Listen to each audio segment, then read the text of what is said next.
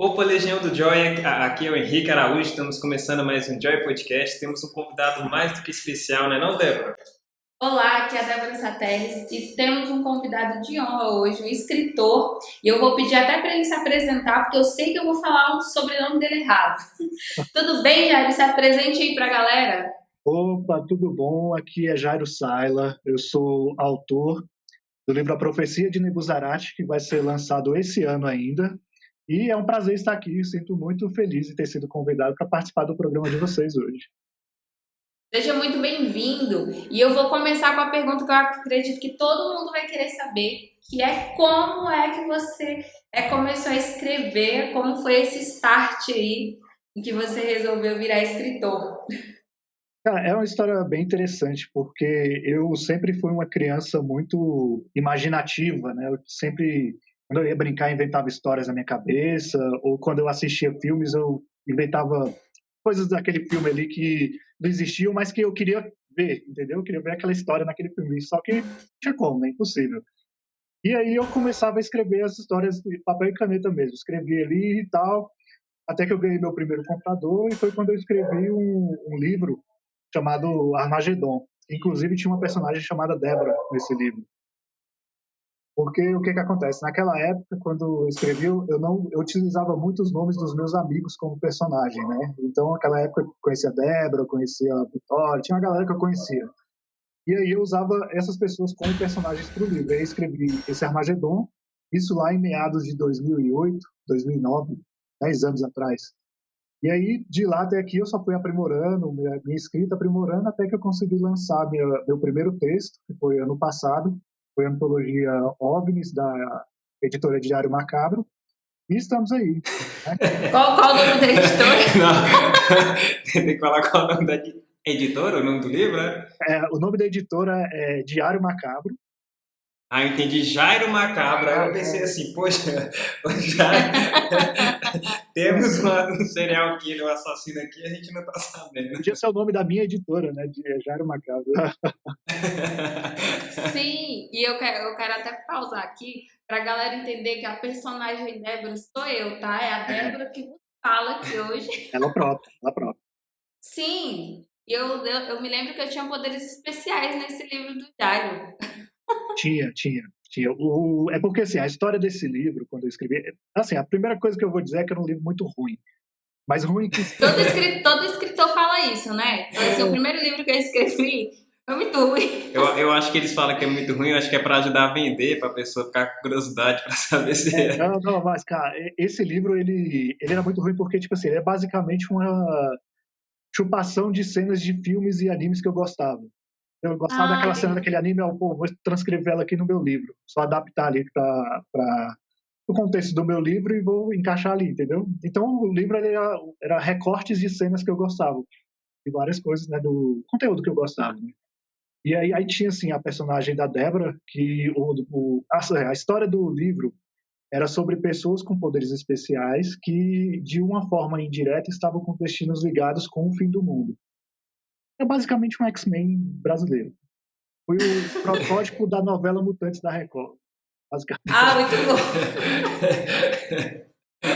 E aí sim, então, o personagem da Débora, o poder do personagem da Débora era geocinese.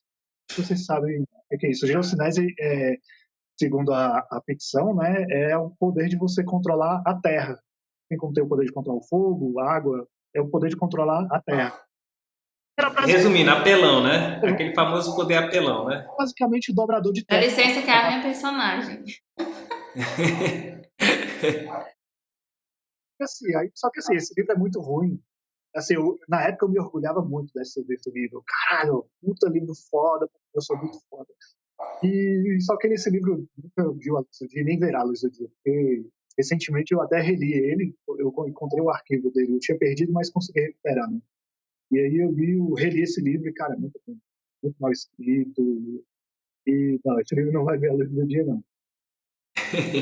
Em contrapartida, nessa mesma época em que eu escrevi esse livro Armagedon, que é o que tem a Débora, eu escrevi um outro livro que é esse A Profecia de Nebuzarate. Eu escrevi ele na mesma época, e os dois juntos em paralelo.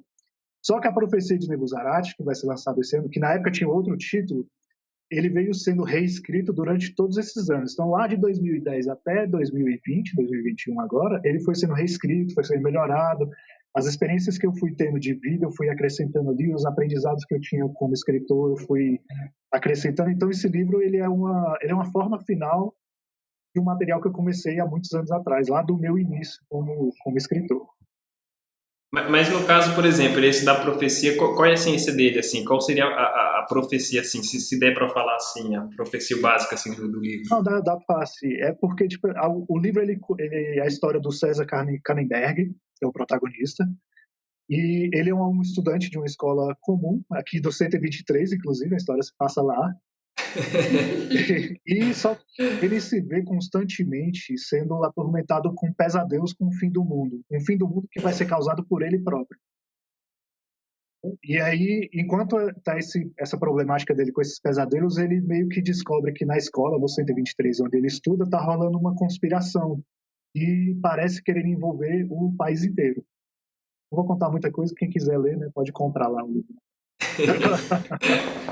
E, por exemplo, a inspiração desses livros seus surgiu o quê? Veio do cinema, veio do anime? Qual foi onde você pegou a inspiração, assim? Esse livro em específico, a inspiração dele pode até ser meio clichê o que eu vou dizer, mas veio da vida. Porque o livro ele tem uma ambientação escolar, né? Como eu falei, a história se passa no 123. Então, a inspiração para os acontecimentos do livro veio do meu convívio da escola, porque eu escrevi ele durante a escola, na época que eu ainda estudava. Então, que o meu cotidiano da escola ali é o cerne do livro. E a inspiração veio daí, cara. Veio daí. Inclusive, algumas cenas do livro aconteceram real na vida, assim, cenas baseadas em acontecimentos reais. Claro que outras é muito fantasioso, né? Tem ali a criação da história, mas algumas cenas ali eu mantive o gostinho da realidade, que realmente aconteceu. Tanto tem cenas do livro que aconteceram de verdade. A inspiração mesmo veio do meu convívio da escola, naquela época. E assim, a gente ainda tem aquela coisa, porque nós vamos ler o livro e vamos, com você falando isso, eu vou ficar imaginando assim, será que esse personagem que é fulano de tal daquela época, Vou te falar será que uma... isso realmente aconteceu? Então, vou te falar uma coisa, porque é igual eu falei, né? No livro Armagedon, os personagens eram inspirados nos meus amigos, né? Eu não criava um personagem novo. Eu pegava um amigo meu e dava uma personalidade para ele, é isso, é o personagem. Esse livro, quando eu escrevi, todos os personagens do livro eram meus amigos da escola, entendeu? Só que aí, depois de um tempo, eu fui meio que amadurecendo a ideia, eu pensei, cara, não é tão bacana eu ficar usando o nome de pessoas reais aqui, então eu vou pegar e mudar o nome de todo mundo. Inclusive, o protagonista do livro era o Jairo, era eu. Só que o personagem de Jairo do livro era outra pessoa completamente diferente de mim, né? Mas eu peguei o meu nome. Só que aí, pra não deixar aquela coisa muito egocêntrica, eu decidi, não, eu vou tirar o nome dele, eu vou pôr o nome de um personagem mesmo, né? Que aí coloquei o César lá. Ah, entendi. E assim, junto com o lançamento desse livro, eu vi que você está lançando na sua própria editora, né? E aí, conta também como que você resolveu assim, escrever tá pouco, vou ter minha própria editora. Isso é uma história bem engraçada, porque, assim, eu tenho uma editora chamada Editora Ronin, né? Nós fundamos a Editora Ronin tem um mês, praticamente, vai fazer 2 meses daqui a alguns dias. Mas quem fundou foi eu e o meu amigo Juan, meu grande amigo Juan, abração Juan.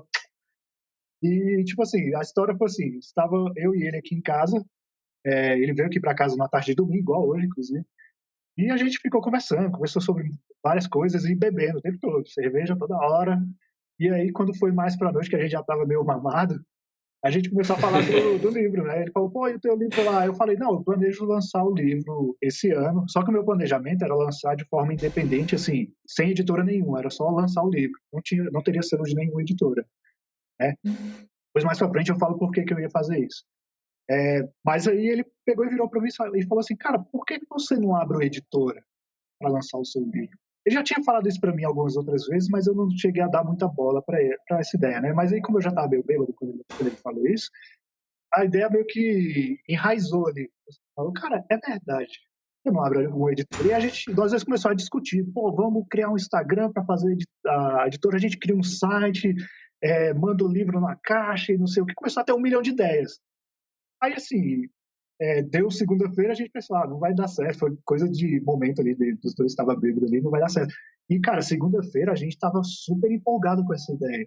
Cara, vamos abrir nossa editora, vai ser foda, não sei o quê. E aí foi, a gente abriu a editora, criou mesmo a empresa ali, a editora agora é uma empresa mesmo, ela existe de verdade. E é isso, agora a gente está trabalhando nela. Que nasceu agora, praticamente. Se você abriu editora, assim, por exemplo, escritores assim, que tem uns escritores muito foda agora que você abriu na editora, que seguem uma linha bacana. Por exemplo, você que gosta muito de anime, você tem vontade de pegar, manter nessa parte mais de gibi ou só na parte do livro mais com enredo, com história? Eu nem sei se o Juan vai ficar com raiva por eu dizer isso, mas a gente pretende sim lançar HQs, mangás, tem uma linha editorial da editora Ronin direcionada especificamente para quadrinhos, seja ocidental ou seja oriental, né? E a ideia é essa, cara. Eu tenho muita vontade de fazer uma história em quadrinhos, um mangá. Só que eu não sei desenhar ainda. Estou aprendendo, estou buscando ali aprender para conseguir, quem sabe, um dia fazer. Mas sim, a gente pretende um dia fazer uma linha editorial só para quadrinhos. Não, porque tem um pessoal que tá fazendo uns HQ massa, por exemplo. Não sei se você sabe quem é aquele comediante, o Di Lopes, né? Ele fez um curtinho assim, bacana, divulgando assim com as histórias um pouco mais divertidas, que eu acho que esse tipo de HQ traz um público bacana, né? Que você mirando outros públicos, né? Traz. Não sei se você... Por exemplo, chegando nessa parte de anime e tudo, tem um assim que você leu, que tem uma história bem bacana que você gosta mesmo, que você contou pra mim que gosta de One Piece, porque esse aí, se tu pegar uma da linha do One Piece, eu acho que dá a vida pra empresa pro resto da vida, né? Porque One Piece eu acho que já passou de não sei quantos episódios, né? Episódio, eu acho que saiu hoje, inclusive, o 960. Aí o mangá tá no 1002. Mas, Cara, o cara, cara tem que tirar uma vida, One né? Piece ele foi recorde de vendas no Japão. O Oda, que é o Eiichiro Oda, que é o autor, nada em dinheiro praticamente, porque One Piece, mais no Japão do que no Brasil, é muito popular mesmo. Tanto que saiu a notícia, acho que foi ano passado, e inauguraram as estátuas de bronze de alguns personagens, né, de One Piece lá no Japão. E aí essas estátuas, só a presença das estátuas no Japão começou a render mais turismo para a cidade. Então você vê o peso que o nome do Piece tem no Japão. É um bagulho Não, muito... não, tem um peso grande, porque, por exemplo, se brincar, se o cara faz um filho no início do primeiro episódio, dá tempo do filho dele crescer, entender um pouco e acompanhar, assistir o final com o pai. Sim. Pegar o final. É mesmo uma história que cresce junto com você, né? O One Piece tem 20 anos já. Cresce. Imagina uma pessoa que começou a assistir lá. 20 anos? 20 anos. 20 anos. Então, eu tô falando, dá tempo do cara ter um filho e o filho acompanhar com ele e terminar com ele. Se brincar, o cara morre e quem termina é o filho dele. Isso é verdade.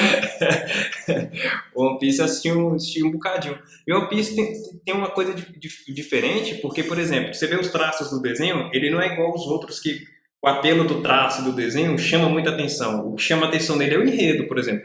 Tu que escreve, o enredo do One Piece é muito forte. Muito bem escrito, assim. O Oda, ele é uma puta inspiração para mim como autor, porque ele conseguiu fazer uma construção de mundo ali do anime dele que me inspira muito hoje, assim. São coisas que ele soltou na história do anime lá no começo, lá nos primeiros episódios, ele conseguiu conectar com os episódios atuais. Então você consegue ver como a história é toda entrelaçada, é toda bem amarradinha, entendeu? É isso que eu gosto. E tem algum outro anime que você recorda que até você disse que em algumas cenas algumas histórias do seu primeiro livro foram inspiradas em anime, né? Então cita, mesmo que você não cite a cena, algum anime que você tirou alguma inspiração aí para escrever um dos seus livros. Não. Para a época que eu escrevi o livro, a maior inspiração em questão de animes para a história foi Cavaleiros do Zodíaco. Foi aí a maior de todas, assim. Tem muita cena muito copiada de lá. Hoje em dia, assim, eu ainda gosto de Cavaleiros do Zodíaco pela nostalgia que tem, né? Ainda é um anime divertido, só que quando você começa a assistir o Cavaleiros do Zodíaco hoje, com uma visão mais crítica, você percebe muita falha de roteiro, que O negócio não é tão bem escrito assim como você achava que era, né? Mas tem aquela paixão nostálgica que você tem, né? Você carrega Não, lá. isso é uma coisa até pra gente citar, por exemplo, Cavaleiro do Zodíaco eu também tava reassistindo.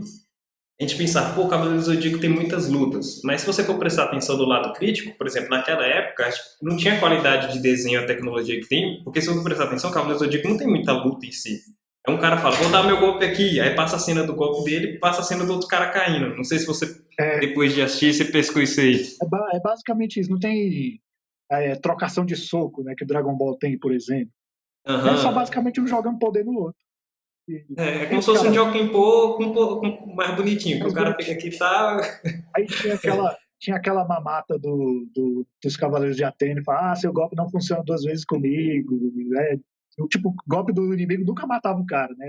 Ainda tem essa ainda, não funciona duas vezes. Pô, os caras são mega roubados, né? E qual outra crítica que você percebeu que o Cavaleiro do Zodíaco tinha? Você percebeu outras coisas? Como assim, uma visão mais de roteirista assim? Porque Cara, para aquela época ele foi muito apelativo, o Cavaleiro do Zodíaco foi muito forte. foi. Até porque o Cavaleiro do Zodíaco, pra época, foi ele quem abriu as portas para todos os outros animes entrarem no Brasil, né? A Uhum. galera, quando viu o Cavaleiro do Zodíaco a primeira vez, foi de explodir a cabeça, porque o que a Foi. gente tinha era dos desenhos ocidentais, eu não estava acostumado com aquilo, aquela coisa diferente, né? Ainda mais porque Cavaleiro do Zodíaco, pelo menos os primeiros arcos, era mega sangrento. Você assistir um filme que o cara corta os dois pulsos pra sangrar em cima da armadura dele, é surreal você pensar isso, você ver assistindo hoje em dia. E aí tem Não, isso. e pior que não tinha muito cortes, né? Bem que você tava falando nessa linha, não tinha muito cortes. Por exemplo, que alguns. A Naruto, não sei se você sabe, ele deixou de vir para cá novas continuações que tinha comprado a Netflix, comprou e outros lugares compraram. Porque teve que fazer tanta readaptação, eles tiveram que gastar tanto dinheiro para tirar sangue, fala daqui, fala dali, que não compensou o dinheiro. Olha, o próprio One Piece sofreu com isso. Quando saiu a versão 4Kids, que foi exibida no SBT, inclusive, os caras colocavam censuras muito ridículas, tipo, tiravam o cigarro do Sandy para colocar um pirulito no lugar. Aí as armas de fogo que os marinheiros usavam, por exemplo, os caras substituíam por arminha de água. Então, tipo, era um bagulho muito sem noção a censura que tinha na época, né? Agora a Netflix comprou e tiraram essa censura, né? Mas é muito sem noção fazer isso. E aí, Não, bem que você falou, eu do pirulito eu tava associando, esses dias eu tava vendo, eu falei, ué, isso não fica né, com cigarro na boca? Coloca um pirulito, né? é porque era a versão por kids, né? A galera não pode colocar um cara fumando aqui, porque senão vai dar ruim, né? Não vamos colocar. Mas aí Não, você porque tinha a classificação do One Piece era pra criança? a criança por kids, era a classificação livre. Que é o que passava no Ah, SBT, né? O que tem na Netflix são os canais. ah, Mas o é daquela porque época, é diferente, né? Por exemplo, ó, a cultura do anime pro japonês, muitas vezes tem um anime pra criança e tem um anime mais pro público mais adulto, né? Por exemplo, quem consome muito mangá lá e anime é muito adulto, e pra aqui, pra gente aqui já é um pouco diferente, né? não, você pega, acho que um grande exemplo disso é tanto o anime quanto o mangá, é o Berserk. Não sei se você conhece. Qual que é esse? De nome eu conheço. Berserk é do Kentaro Miura, do cara que tem. Aquele das bolinhas das cabeças, não? Não, não, não. É uma história, Berserk é uma história medieval. É do cara que tem um espadão enorme, que tem uma armadura toda negra. Ah, sei qual que é, Não sei sei se qual ele que chegou a é. ser exibido na TV aberta. Eu acho que não chegou a ser. Não, eu assisti. Até porque ele é muito pesado. A história dele é muito densa. Então é uma história que não dá para uma criança ler ou assistir nunca. Né? Porque, tipo, assim, só para ter uma ideia, o cara já começa a infância dele sendo estuprado. Tipo, isso é mostrado explicitamente. Então é um bagulho que não é voltado para criança jamais. Então, igual o Henrique falou, né, tem essa linha de animes e mangás que é voltadas para o público adulto mesmo, não é para criança. Porque essa cultura de anime e mangá é muito forte no Japão, né? Muito mais forte do que aqui. Lá é cultural mesmo ter isso. Por exemplo, se você, não sei se você já chegou a assistir o Samurai X também tem nessa pegada. Por exemplo, se eles forem tirar o sangue, a quantidade de sangue que tem no Samurai X é complicado, né? Se for cortar cenas de sangue, fica 2 minutos de episódio.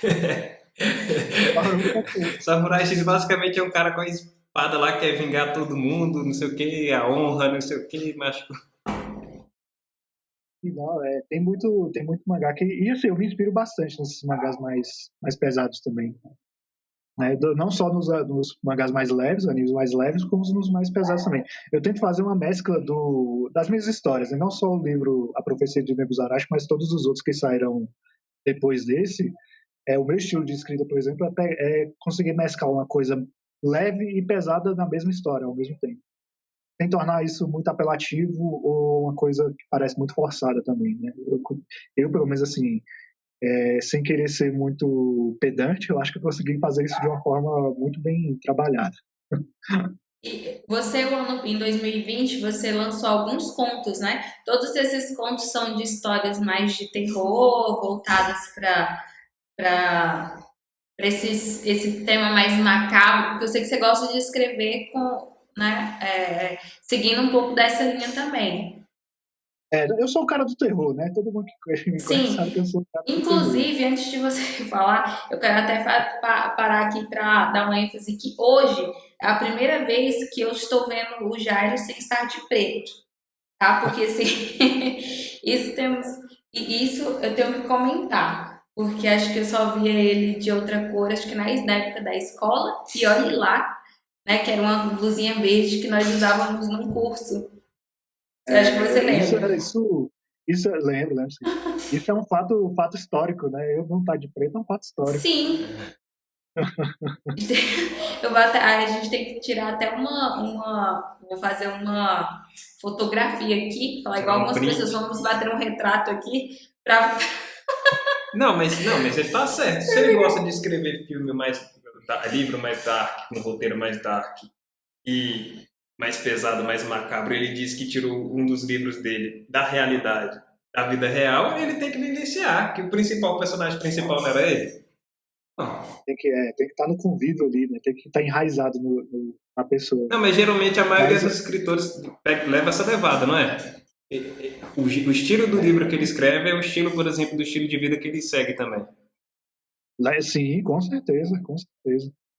Às vezes você bate o olho, apesar que nem tanto assim. Agora que eu estou parando para pensar um pouco, você mencionou isso, o Junji Ito, que é um mangaka terror japonês, que é um cara muito reverenciado mesmo, principalmente nesse meio de histórias de terror, é um nome muito pesado, Junji Ito. As histórias dele são mega pesadas, são umas coisas muito mirabolantes e pesadas, assim, um terrorzão foda. Mas se você olhar para a cara do autor dele, você olha assim, cara, esse cara não é um autor de terror nunca nessa vida. Porque você olha para ele parece um tiozão super de boa, assim, aquele seu tio que você gosta que vai ali no almoço em família, o cara tá de camiseta clarinha, bermuda, óculosinho aqui, sorrindo o tempo todo fofinho. Você nunca imagina que o cara escreveu uma história de demônios, de morte, sangue e tudo mais. Depois você dá uma pesquisada pelo autor de um dito pra você ver a cara dele. Você nunca vai dizer que aquele escreve.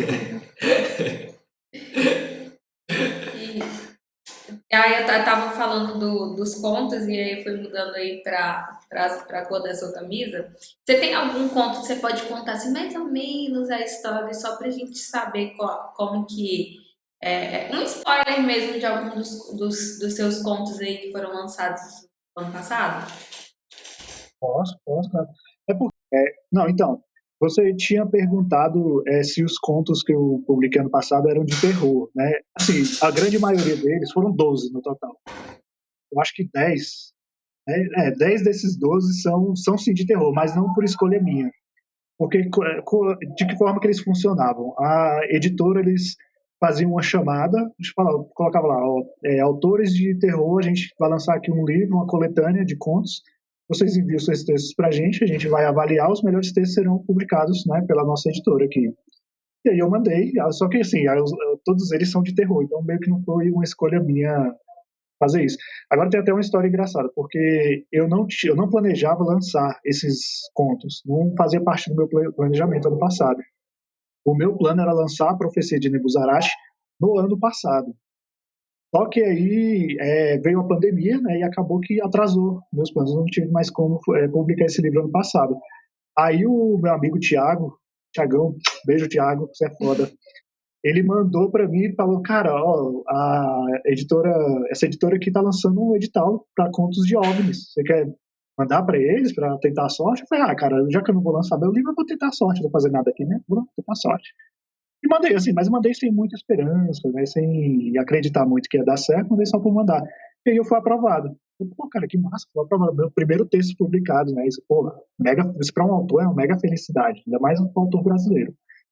E aí foi, aí quando eu passei nessa primeira, eu pensei, pô, eu vou tentar uma segunda, só para ver se dá certo. E aí foi a segunda, terceira, quarta, quinta, sexta, e foi todos os 12.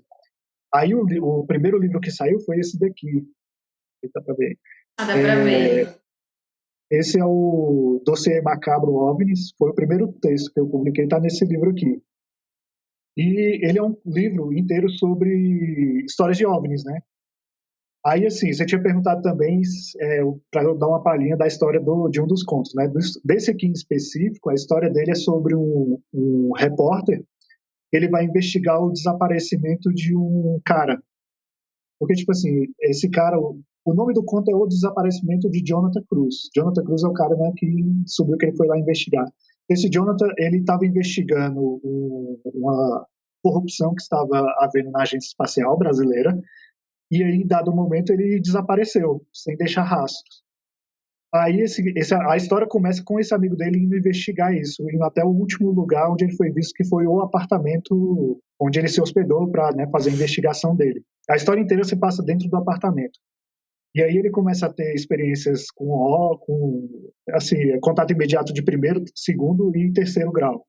Trabalha as três coisas nisso. E basicamente é isso a história, né? Sem dar muito spoiler do final Ah, sim. da história. E para quem quiser ler esses contos, onde que encontra, tem como pedir o livro ou comprar de forma online, como é que a gente encontra aí para ler ou continuar aí a história, né, do desaparecimento de Jonathan Cruz, é? Só que assim, o Jonathan Cruz, só que essa história dele, ela tá fechada nesse livro. Aí cada livro é uma história diferente, Ah, uma temática. entendi. Eu vou mostrar outra aqui só para você ter uma ideia. Tem esse daqui também, que foi o terceiro que eu passei, O Espantoso Mundo da Antecipação. Esse daqui, ele já não é de terror, ele é de ficção científica. Aí aqui já é outra história, né? Aí teve esse daqui também, o Floresta Negra, que aí é outra história, nada a ver, entendeu? Aí cada livro teve uma temática diferente e cada livro teve uma história diferente. Para encontrar esses livros para poder ler os meus contos, aí é mais difícil porque cada livro é uma editora diferente. Então você tem que procurar 12 editoras diferentes para achar. É porque você tem uma pegada mais independente, né? Aí, como você não está amarrado com a editora só, aí você tem um pouco de cada, né? Que agora, por exemplo, da realidade que a gente está vivendo hoje, eu acho que cada vez mais está começando essa pegada independente, né? Porque as pessoas conseguem começar a divulgar pelo Instagram, pelo YouTube. Essa é a tendência, até na música, em tudo, agora a pegada é mais independente, né? Sim, sim. Só que ainda essa área, essa parte ainda está muito engateando, assim. Está muito. Tá nascendo agora, entendeu? É algo que vai demorar muito para conseguir caminhar. Foi pensando nisso, inclusive, que a gente criou a nossa editora. A editora Ronin foi criada com esse pensamento. De, tipo assim, cara, os autores brasileiros, é uma puta burocracia você publicar um livro no Brasil. É muito, muito difícil e extremamente caro, né? E porque, tipo assim, as editoras tradicionais brasileiras, principalmente as maiores, eles não têm um olho voltado para o público brasileiro, eles têm um olho voltado mais para o público estrangeiro, porque é o que vende mais. Então, uma editora grande, ela simplesmente vai lá e compra os direitos de lançamento de um It, a coisa, do Stephen King, por exemplo, e faz uma tiragem nova aqui no Brasil e lança, porque vai dar dinheiro, é dinheiro fácil, é que tá garantido, entendeu? E aí essa galera que tá começando a escrever agora, eu incluso nisso, que também tô começando, meio que perde a chance. Porque, tipo assim, como é que funciona você publicar um livro hoje no Brasil? Você tem o meio independente e tem o meio tradicional, né, por meio da editora. Só que por meio da editora você manda o seu texto para a editora, vai avaliar seu texto, se for bom, o que raramente eles vão aceitar, aí seu livro vai ser publicado, aí vai ser custeado totalmente pela editora. Só que você tem um retorno financeiro muito pequeno também. Então, tipo, é muita desvantagem. Eu, pelo menos, na minha visão, na minha opinião, é muita desvantagem para o autor iniciante. E, cara, as editoras tradicionais, elas não têm um olho tão bom assim, porque como a editora que vai bancar o livro inteiro, vai sair do bolso da editora publicar aquele livro, é muito arriscado para ela lançar algo desconhecido. Porque se o livro não der sucesso, eles não vão ter retorno. Então, é um prejuízo. Assim, eu entendo o ponto deles, porque é um prejuízo para a empresa ter investido naquilo, né? Só que também é ruim para os autores. É nisso que a editora Ronin está pensando. Nós queremos publicar editores, autores independentes, autores iniciantes. Estão começando agora que querem a chance de publicar seu primeiro livro. E aí é isso que a gente quer fazer. Tanto que depois que a Profecia de Nebuzarash sair, os próximos textos que sairão serão de autores independentes. E o brasileiro ele não tem também uma cultura de leitura, né? Quando os que têm, a cultura de leitura deles é estrangeira. Por quê? É o que as editoras fazem, é só publicar livro estrangeiro. Então, assim, tem grandes autores brasileiros hoje, né, que conseguiram crescer bastante, conseguiram fazer seu nome, mas, assim, para um país como o Brasil, que é um país assim, como escritor, eu conheço muitos autores independentes. Então, o Brasil ele tem muita criatividade, assim, tem muito talento, isso que eu queria dizer. Tem muito talento que não é visto. E essa galera precisa ter visibilidade para conseguir, né, ter uma chance de publicar um livro e ser visto, e aí o leitor brasileiro, consumidor final brasileiro, ter essa chance de começar a ler mais livros nacionais. Falando em escrever e tudo mais, tem alguma coisa que você gostaria de dizer para você que está lançando a editora agora, que você gostaria de dizer assim, para quem está começando a escrever, alguma lição que você já tirou aí desses mais de 10 anos, né, que você escreve? Cara, tenho, sim. Eu acho que a maior lição para essa galera, e até uma lição que serviria para mim mesmo na juventude, é não tenha medo de errar. Porque o que acontece? É o que eu ouço muito também, de muita gente. Tem gente que quer escrever histórias, mas não começa. Então, o segundo erro é não começar. Né? Mas o primeiro é o medo de errar. Porque, assim, eu ouço muita gente falar, eu tenho uma ideia foda na cabeça, mas eu não consigo passar para o papel. Assim, não é que a pessoa não consegue passar para o papel, ela tem medo de passar para o papel errado e errar. Porque, assim, eu acho que na cabeça da pessoa ela já quer começar super foda, entendeu? Escrever um texto sinistro lá, cara, texto foda. Não, cara, eu vou te falar a sinceridade agora, a verdade. Você vai errar, isso é inevitável. Você vai escrever um texto lixo, mal escrito, com diálogo nada a ver. Cara, você vai errar, só que você vai aprender com esse erro. Esse é o mais importante de tudo. Igual eu falei lá no começo sobre o Armagedon, o livro é uma porcaria, é um lixo completo. Só que aquele livro ele foi importante para mim, para o meu crescimento, porque eu vi onde eu estava errando, eu vi o que podia ser melhorado, e foi essa construção de 10 anos até chegar, né, no que eu sou hoje. Eu não vou dizer também que eu sou um puto escritor sinistro de fora, né? Mas eu consegui publicar meus textos. Meus textos foram bons o suficiente para ser publicado em 10 antologias diferentes. Então, significa que o que eu aprendi valeu a pena. Foram erros que eu cometi e o aprendizado que eu tive com esses erros conseguiu construir algo de bom para mim, que foi, assim, ser um escritor razoável, escritor bom. E é isso, cara, não tenha medo de errar. Essa é minha maior dica, não tenha medo de errar e não tenha medo de começar. Comece, erre, que você vai aprender com isso. Isso é uma coisa que a gente tem que levar muito para a vida, né? Independente do que a gente faça. Porque as pessoas, ainda mais a gente vem de uma política de muita gente aí julga tudo que você faz, tudo que você está começando. Então, às vezes, a pessoa quer começar ou a escrever, ou quer começar na música, quer começar numa rede social. E aí fica com medo, porque ela quer que tudo seja imediato, que tudo seja, que o retorno seja, o reconhecimento seja imediato, e quando não é, fica muito frustrado. Então, realmente, você tem que entender, você tem que começar e tem que perseverar também.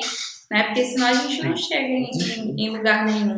Não, e a gente está na cultura muito do imediatismo. Não sei se essa geração que cresceu muito com celular, consome muito, acaba querendo as coisas mais rápido. Por exemplo, todo mundo conhece aquele cara do YouTube, aquele cara do Instagram, que em pouco tempo ele explodiu. Só que antes do cara dessa explosão, ele estava investindo em várias coisas. Ele quebrou a cara aqui, quebrou a cara ali e tal. Ele tinha um know-how para ele. Dificilmente a pessoa conta bastidores depois, né? Mas foi que nem. Claro, depois. Foi que nem a gente estava falando antes aqui nos bastidores de começar a gravar sobre essa cultura do imediatismo, e tá estragando até o anime do Boruto, né? Que, por exemplo, parece que os animes estão cada vez mais curtos, as lutas estão cada vez mais curtas, tá perdendo enredo. Você até falou daquele outro seriado, né? Que tava nessa pegada.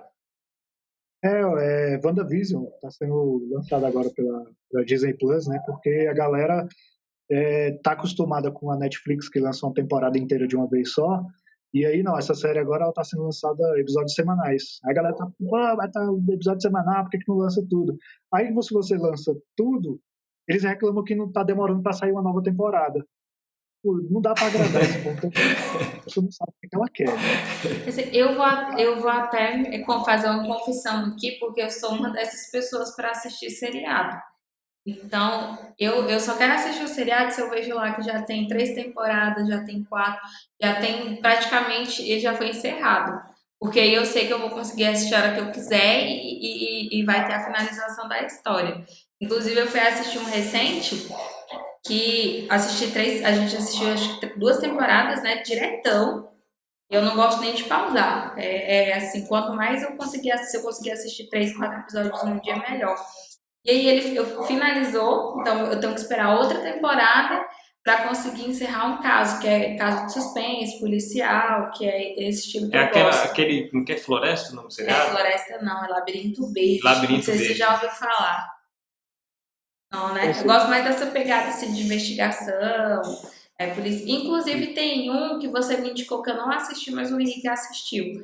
E que ele gosta muito, que é o que você gostava, Dexter. Ai. Eu ia mencionar Dexter. Eu ia mencionar, né? Esse eu não assisti até hoje, o Henrique já assistiu. Não, mas é porque você tá falando que tem que saber ver as temporadas antes de começar, porque a pior coisa é você estar assistindo um seriado muito bom. Aí, às vezes, por exemplo, The Killing, que tá assistindo, que é de investigação policial, só que eles estão com a pegada agora com esse movimento feminismo, o que eles fizeram?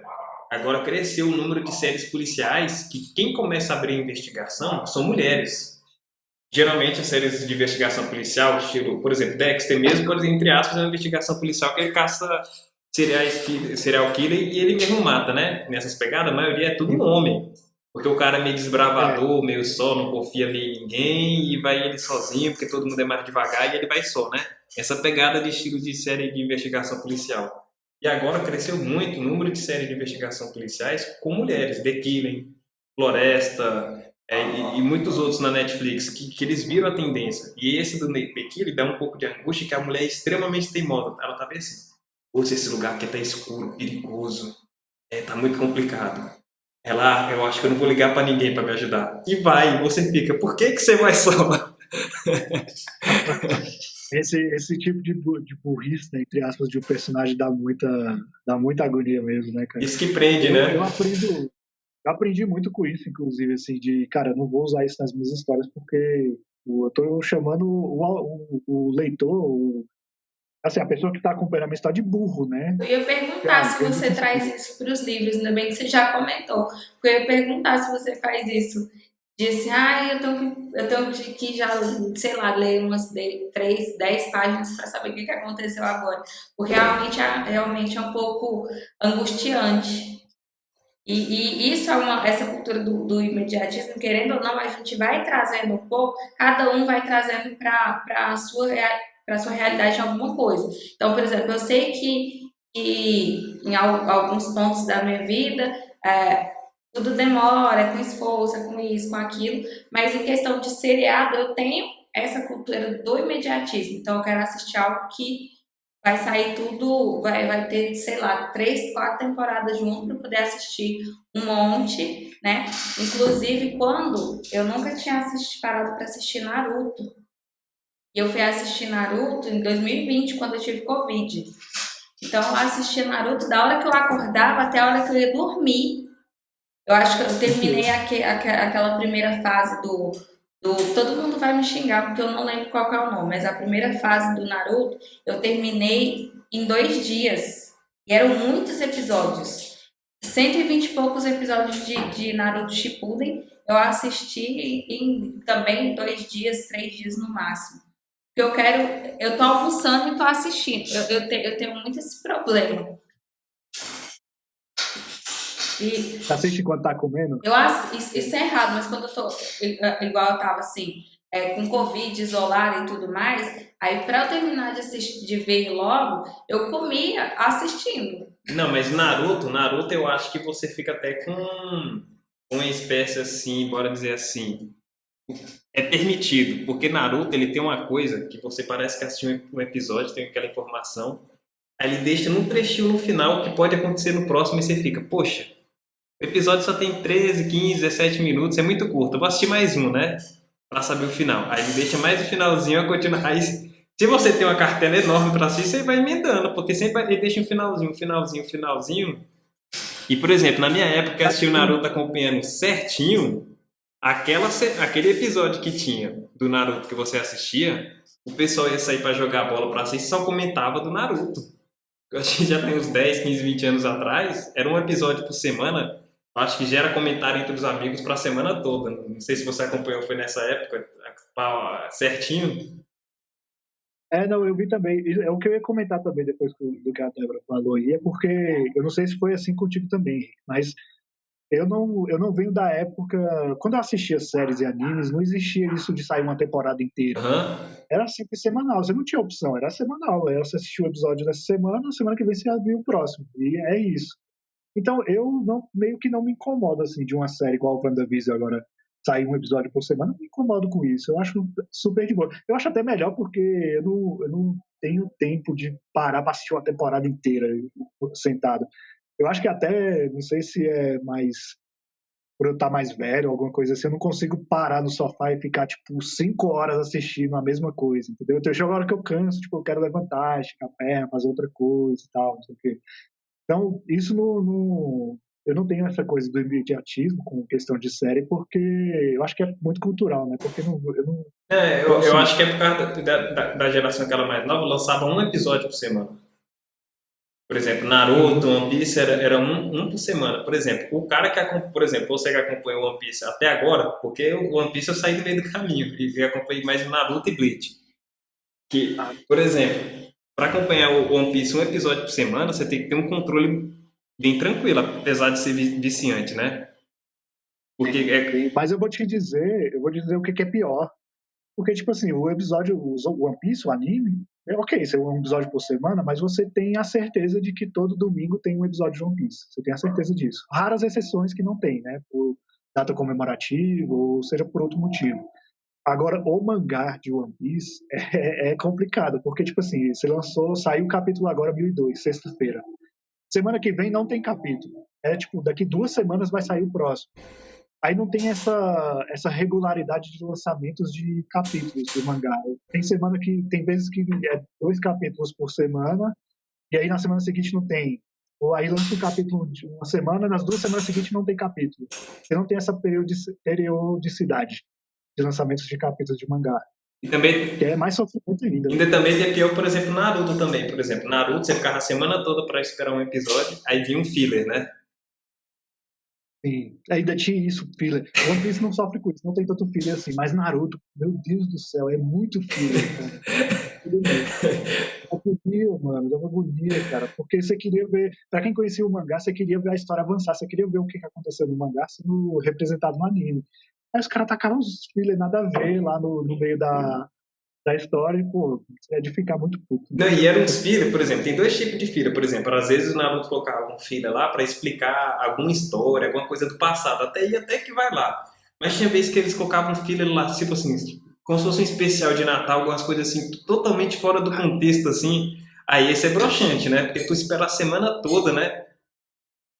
Agora, me corrige se eu estiver errado, mas não teve um filler do Itachi cozinhando? Alguma coisa assim, não foi uma pegada assim, uma coisa nada a ver, né? Eu acho que teve um lance assim, tipo, no meio da história você lança o episódio do Itachi cozinhando. E, Cara, quem é que quer ver o Itachi cozinhando, mano? Ninguém quer ver e o isso. Itachi tinha uma pegada meio sombria, né? Porque, por exemplo, ele teve que matar a família dele, matou os próprios pais, matou todo o clã dele.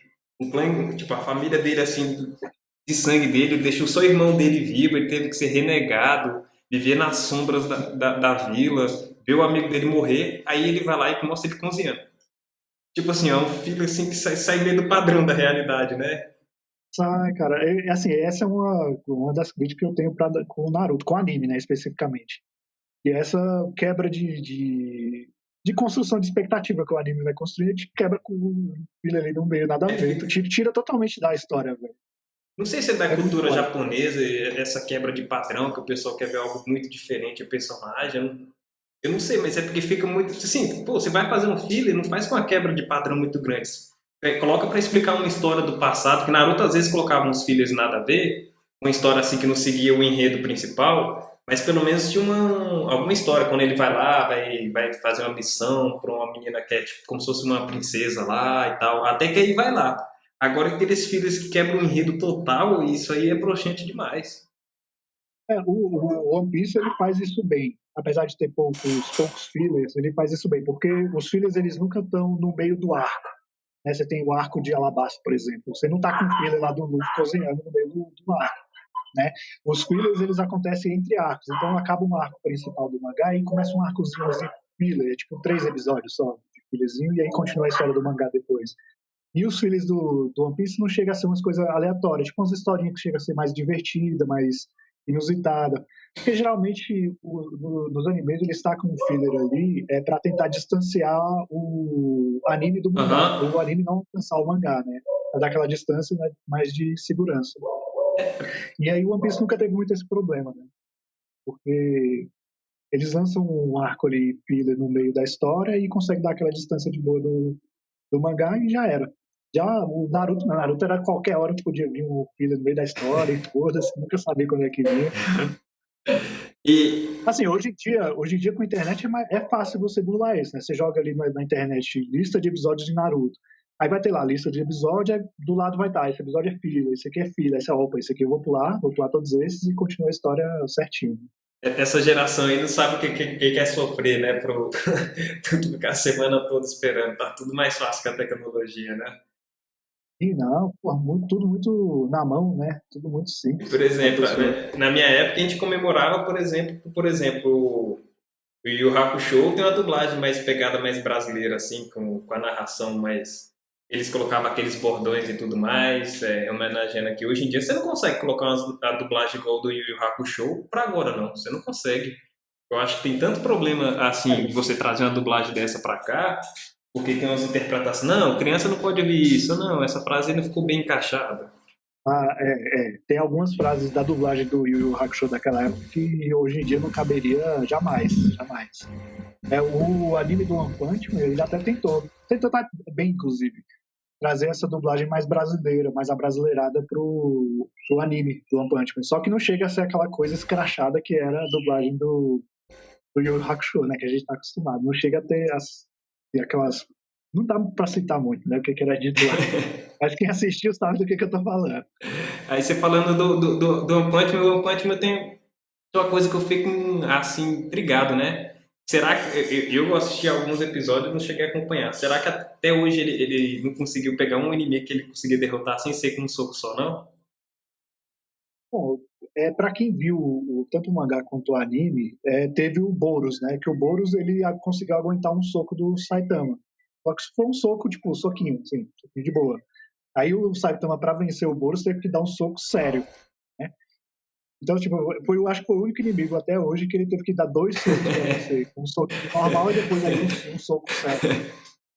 Acho que o Saitama deve ser o cara personagem do anime que usou bomba. Acho que é o único. Só pode, cara. É porque, tipo assim, pra ser sincero com você, eu não sei se eu iria querer ver o Saitama tendo um problema pra enfrentar um inimigo. Muita gente deve querer, pô, eu quero ver o Saitama tendo dificuldade e tal. Mas o nome do anime é One Punch Man. Ele é É um isso. soco Ele é só, um cara né? que vence. No título já. Então o cara não pode, quando vai Tipo assim, começar a assistir, ele não pode reclamar, porque já no nome já tá escrito. É um soco, né? ele não é um anime nem um mangá que é levado pra ser uma história mega séria, Uhum. igual é Naruto, por exemplo, uma história, né? Que se leva a sério. Não, o One Punch Man é sátira de super-herói, cara. Então tem piada o tempo todo, é sátira com a cultura americana e tudo mais. Tem uma historinha, claro, tem a história agora, tá rolando um mangá que tá muito boa, tá bem densa, mas não deixa de ser uma sátira, né? Então eu acho que o Saitama ele nunca vai encontrar um inimigo que dê esse trabalho pra ele. Não, acho que a Débora até já assistiu Dragon Ball, não já, Débora? Assistiu Dragon Ball? Dragon Ball, eu assisti o Dragon Ball GT. E o GT eu acho que tem uma pegada diferente do One Punch Man, por exemplo. O, o Goku, ele foca em ficar forte, ele pega um inimigo difícil, ele treina. Tipo, aquele inimigo é impossível dele vencer, impossível. Aí ele foca lá fica lá na máquina, lá treinando não sei quantos anos e tal, volta, aí parece que o inimigo do nada fica muito fraco. Eu não sei se o One Punch Man é uma sátira mais ou menos nessa pegada, que o cara treina, treina, treina, aí tem um inimigo super foda. Ele treina um pouquinho lá, derrota num soco. Ele dá uma superada diferente. O lance do One Punch Man, que eu gosto muito desse lado, é porque, tipo assim, o Saitama, ele é o cara que atingiu o ápice do ápice do ápice da força. Ele é o máximo de tudo. Não tem como superar o que ele alcançou. Entendeu? Ele realmente está no máximo. Não dá para passar daquilo. Ou seja, por isso que ele se torna, que ele detona todo mundo com um soco só. Só que aí entra uma questão que eu gosto muito, muito na história de One Punch Man, porque isso torna ele um cara mega depressivo. Porque a vida dele meio que perde o sentido. Ele não tem mais emoção de lutar com a pessoa, ninguém mais tem dificuldade. Qualquer pessoa ele mexe com um soco só. Então ele meio que perde o sentido. Ele começa com uma busca de alguma coisa emocionante. Tipo, eu consegui tudo. Eu sou o cara mais forte de todos. O que restou para mim agora? O que eu vou conquistar? Não tem mais o que eu conquistar. Então meio que gera esse conflito na cabeça dele, né? Caraca, e agora? É meio que ele não tem propósito, né? Ele acaba perdendo o propósito do bicho. Que ele treinava para ficar forte, mas aí não tem ninguém para ele perde propósito, né? É como se fosse... Tem até um diálogo dele no mangá com um dos personagens lá, que ele fala justamente isso, que ele não vê mais sentido em continuar vivendo. Porque a vida dele, cara, acabou, não tem mais o que conquistar. A vida dele é ser o super-herói ali, mas nem nisso ele consegue encontrar emoção, porque ele derrota todo mundo só com um soco, chega lá com um soco, resolveu, acabou. Então não tem mais aquele propósito de vida, né, pra ele. E aí o cara com quem ele tá conversando fala assim, mano, você colocou isso na sua cabeça, mas não quer dizer que a vida se resuma a ser forte, a conquistar, ser mais forte do que os outros, conquistar alguma coisa. Você pode buscar outros sentidos para sua vida, seja criando alguma coisa, seja, sei lá, fazendo o que você gosta. Então, você tem que procurar um propósito diferente do que você já tem na sua vida. Cara, esse lado mais psicológico de One Punch, saindo mais das lutas, eu acho muito foda. Que a maioria dos anime e alguns filmes também tem essa pegada, né? De reflexão. Você pode tirar de tudo, né? Até Naruto, de todos os outros aí. Quem cresceu com esses animes aí, na infância, pegaram a mensagem de não desistir, né? Por exemplo, Dragon Ball, Naruto e Yu Yu Hakusho, eles passam essa mensagem, né? Quem cresceu nessa geração. Não, tem esse lance do poder da amizade, de nunca desistir, seus amigos estão ali pra você. Todo shonen, né? Todo shonen tem essa mensagem. A pegada do... E incrível que... A cartilha do shonen é essa. E é uma receita certa, né? Você pode prestar atenção à reflexão. Todo filme, o anime, que você coloca nessa pegada, de você treinando, ficar mais forte, usar o poder dos amigos, o poder do protagonista, o filme dá certo. E se você for prestar atenção, Vingadores é nessa pegada, não é? É a fórmula, é aquela fórmula certa que gera dinheiro, que todo mundo gosta de ver. Por mais que seja repetitivo, todo mundo já conhece, todo mundo quer continuar vendo aquilo. Você gostava do Vingadores, né, não, Débora? Gostava demais. Eu lembro que quando lançou Vingadores era bem na época que a gente estudava, acho que o Jairo lembra. Pra quem não sabe... Vingadores 1, né? Isso, e a gente estudava na mesma escola. Inclusive, eu fui gostando de mais desse tipo de filme por conta do Jairo, tá, galera? Porque se eu não era muito assim, até, se eu não me engano, Vingadores, Hobbit, eu também assisti mais por conta do Jairo. Então, o poder da amizade dele foi me trazer para esse mundo. Funcionou, né? Funcionou o poder. Esse foi o poder da amizade. Tem uma coisa que eu vi aí que eu não posso deixar de comentar, porque eu gosto muito de caneca e eu vi a sua caneca. Só que eu não consegui identificar do que ela é. Você vai gostar. Ó, dá pra ver? Tá conseguindo ver aí? Tá. É um bode. É um bode preto. É o chifrezinho dele, né? Que é onde eu figuro aqui. Nossa, que lindo! Eu sei que você gosta de action figures. Eu tô indo pra falar errado. Não, Débora, aí você quebrou ele. Ele mostra a caneca mó dark. Também. Não, também. Um bode, uma coisa dark. Aí você fala, ai, que lindo. Mas é porque eu acho bonito. Não, diferente. O lindo meu é que é diferente, ué. Não, olha a resposta dele. Ele vai falar. Né, Jara? Ela falou. Eu O Jara falei, é mó dark, ela não fala, sei o que, a editora dele é macabro, não sei o que, gosta de desenho de terror e tudo mais. Aí ele mostra a caneca preta dark, aí você fala, ai que lindo. Foi não, e pior mal. que ela ainda complementou. Ainda complementou. Ah, não, pô, Dark, legal sua caneca. E você tem uns bonequinhos ainda dentro, né? Aí, você quer broxar um cara que coleciona, você fala que ele tem os bonequinhos. Então vamos Porque o voltar. Action Figure Não, é uma coleção mais adulta, né? Aí o cara, pô, tô mais velho, antes eu tinha uns bonequinhos pequenininhos, agora eu tenho um Action Figure. Chega o nome é diferente, entendeu? eu não sei Os falar esse bonecos, nome. um Você boneco de sabe, ação. Aí você fala, Eu não sei. boneco de ação, pronto. Chama Eu não disso. sei falar isso, não. Mas é bonequinho. Entendeu? Quem quiser falar que é outra coisa, falar que é outra coisa. Pra mim Mas, é bonequinho. eu não tenho esse problema, não. Eu gosto de chamar de bonequinho, de Não, vou boneco. voltar, mas Super bom. a caneca, é porque assim, eu faço uma coleçãozinha de canecas. Então, tudo que é Ah, diferente de caneca pra mim, eu vou falar que é lindo, que é bonito, entendeu? Então, por exemplo, eu sempre vou falar isso. Pode ser uma caveira, qualquer coisa que eu vou falar que é. bonitinho. Encerrando aí da caneca, prometo que eu vou falar só que é dark, dark super foda, super preta, super tudo. Trevoso, é Super trevoso. trevoso. É, super trevoso. Mas voltando aí, já aprendi que não é bonequinho, é action figure. Qual foi o Isso. primeiro que você comprou? Quando que você falou assim, tô fazendo nada, eu vou colecionar esses action figures. Cara, não, então, eu sempre tive muita vontade de ter, né, esses bonequinhos, assim, desde criança, né, coisa de criança. Mas aí, mesmo quando eu era criança, eu via que tinha uns bonecos tinha o boneco, brinquedo, e aí tinha um boneco que era mais foda, que era um boneco detalhado, mais sinistrão, né? Puta, cara, eu queria muito ter um desses, só que não tinha condições de ter, né? E aí, quando foi mais velho, eu comprei. O primeiro que eu comprei foi esse daqui, dá pra ver aqui. Que esse daqui é o Coringa, mas é o Coringa da versão Morte em Família, da DC. É a versão que ele arranca o rosto dele e prega com o grampeador na cara de novo. É uma versão bem pesada do Coringa. Esse foi o primeiro Coringa. O último que eu comprei foi vou mostrar aqui, o Bruce Lee. Quase que eu falo que lindo. Eu segurei. Não, o Bruce Lee pode Eu falar. segurei. não, e esses bonecos de ação é uma coisa que se o cara começa, ele não consegue parar e é um investimento assim um pouco nada barato, né, aqui no Brasil, porque aqui no Brasil é meio complicado. Às vezes você vai pedir de fora, eles dão uma taxação sinistra, assim, sem sentido. Assim, não sei se você já chegou a pedir. É um investimento assim nada barato esses bonecos, né? Na época que eu comecei a comprar, ainda existiam as lojas aqui em Brasília de action figure. Então, assim, de certa forma era mais fácil ter acesso porque tinha as lojas específicas só para isso.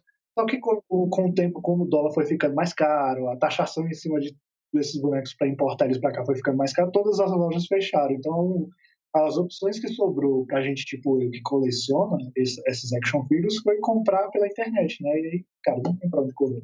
É comprar pagando taxação, pagar mais caro, mas e igual você falou, é um vício. Uma vez que você começa, não dá mais para parar, velho. Você quer mais, você quer ter outros e é um pesadelo. E você não é colecionador só desses action figures, né? Você também gosta de outras coisas diferentes, justamente por ter mais essa linha dark, que não é linha de coisas bonitinhas, tá? Que fique claro.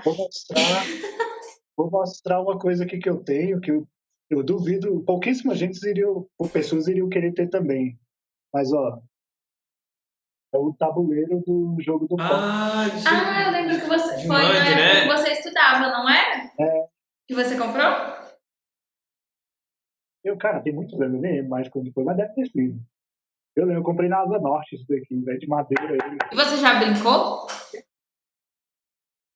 Não, eu tenho, porque assim, segundo as regras do jogo, você não pode brincar sozinho, tem que ter pelo menos mais uma pessoa, né? Só que ninguém Convida o conhece. Henrique, não me convida não.